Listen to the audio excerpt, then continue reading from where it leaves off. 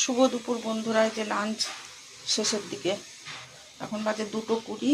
লাঞ্চের ভিডিওটা দিয়ে মানে ভিডিওটা করে তারপরে আমি স্নানে যাব, স্নান সেরে পুজো করব।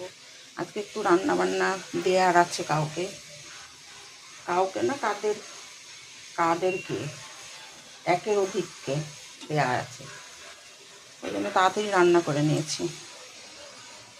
এই দেখো ভাত, ছেলেটার খেতে খেতে দেরি হয়ে যায়, ওই জন্য ঠান্ডা ঠান্ডা খাওয়াতে আমার একদমই ভালো লাগে না। যদিও আমার বাড়ি আমরা গরমই খেতে পছন্দ করি।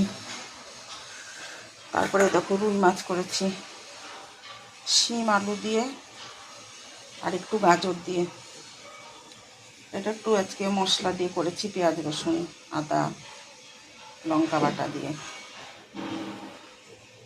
এইটা হচ্ছে রুই মাছের ঝোল। ঝোল বলতেও প্রচুর পাতলা ঝোল না, আজকে একটা পাতলা করিনি, যেহেতু একটু রিচ করে করেছি।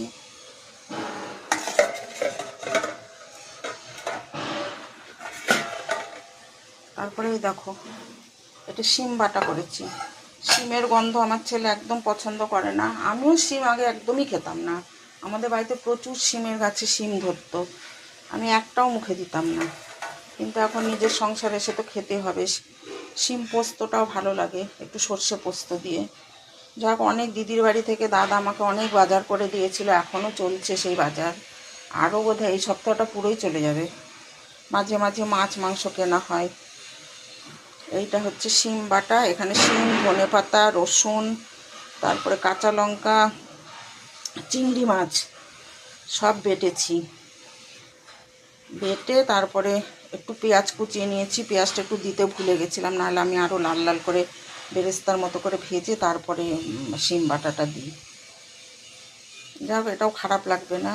এখানে করেছি শিম বাটা। ছেলে বললো, মা শিম বাটা করো, তাহলে খাওয়া যাবে।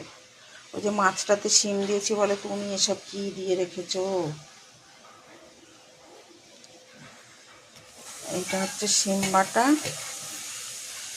তারপরে দেখো এটা কি জানো তোমরা, নিশ্চয়ই জানো, যারা খেতে ভালোবাসে তারা জানে।